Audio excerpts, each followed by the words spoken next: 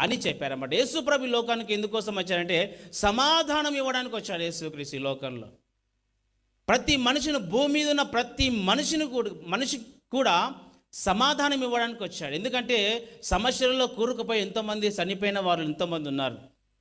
మరి ఇంకా ఒత్తిడికి గురైపోయి ఆర్థిక ఇబ్బందుల చేత ఇంకా రకరకాల అవమాన నిందలతో కానీ ఇంకా అనేకమైన విషయాలలో ఎంతోమంది నలిగిపోయి మరి ఎంతోమంది చనిపోతున్న సందర్భాలలో ఈ లోకం ఉంటున్నది. ఎంతోమంది చనిపోతూ ఉంటున్నారు.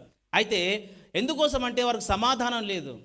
సమాధానం అంటే ఏంటంటే అన్నిటినీ, కష్టాలను, సమస్యలు అన్నిటికీ మించినది సమాధానం. వాటన్నిటి నుంచి ఈజీగా బయటికి తీసుకొచ్చేది ఏంటంటే దేవుని యొక్క సమాధానం. ఆ సమాధానం ఉన్నవాడు పెంట కుప్పల మీద పడి ఉన్న కానీ దేవునికి స్తోత్రం అని చెప్తాడు.